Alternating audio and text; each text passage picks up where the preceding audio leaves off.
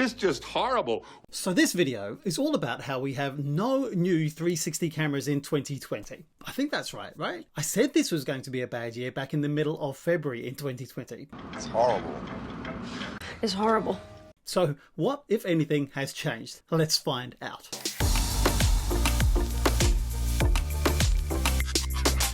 So do you remember when I put out this video back in February 2020? I mean, we've had the release of the GoPro Max with a couple of easy modes to use, the Kandao KuCam 8K, the Insta360 One R, which is actually 3 different styles of camera, and now we also have the Lab Pano Pilot 1 imminent. Well, it's almost the end of July now, and what have we seen in terms of new 360 cameras announced in 2020?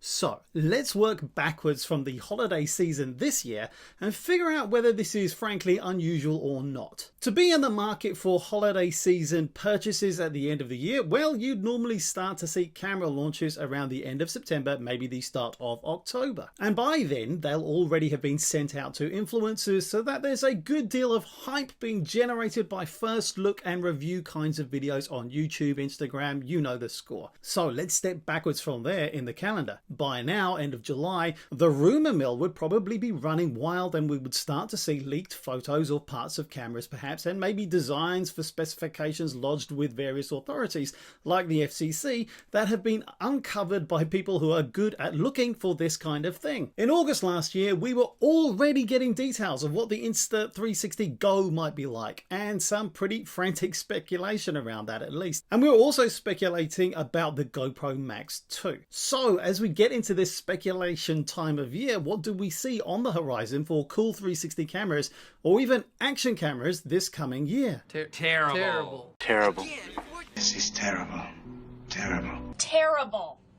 Just terrible. Oh, it's terrible. Well, there is the possibility of the new GoPro, possibly the Hero 9. Through the FCC filing and also the leaked photo of a new front plate for the camera, that leads people to think that it may have a front-facing color monitor screen, a bit like the Osmo Action. There was early speculation that there were going to be 2 GoPro cameras last year with the release of the Hero 8 preceded by the GoPro Max, and that perhaps only one camera this year would mean that it was going to be a hybrid like the GoPro Max. Yay, but the front plate leaked photo appears to have dashed that hope. It looks like a traditional action camera is planned, most likely anyway. But it could always be that we haven't quite seen all of GoPro's plans for 2020 yet. And I'm still trying to figure out why it makes sense to release a new action camera this year when it's highly likely that those people who bought the Hero 8 haven't been allowed to travel much to use it, but with all the lockdowns and restricted opportunities for adventures this year so far. But maybe, just maybe, the reception of the Hero 8 and its mod system has been so bad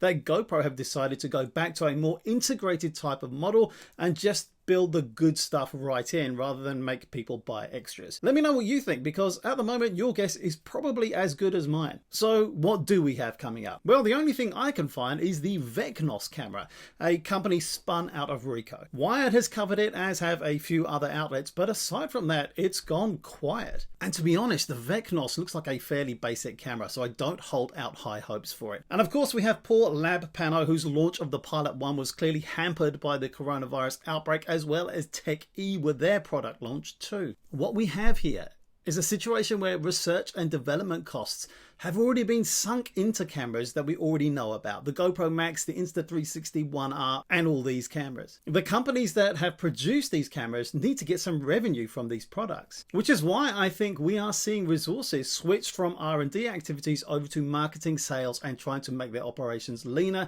slicker, and more efficient, delivering this good customer experience. But there is hope. Just look how many times the Insta360 One R and Insta360 Go apps have been updated in recent weeks. I can barely keep up. This is definitely about trying to deliver value to the existing customer base so that they stick around for when a new camera does eventually appear.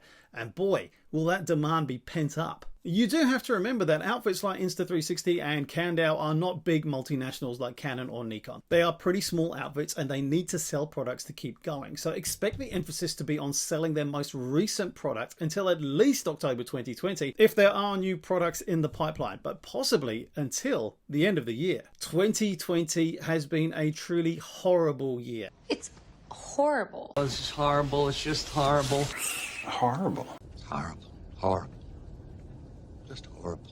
A year to forget so far for 360 cameras and possibly action cameras too. Can the latter half of 2020 be rescued? The signs aren't looking good so far, but let's see if there might not be a few surprises in store. Check out my next video right here and be sure to click that subscribe button for me. Thanks for watching. I appreciate your time spent here on my channel. My name is Saab Johel. Cheers and good night.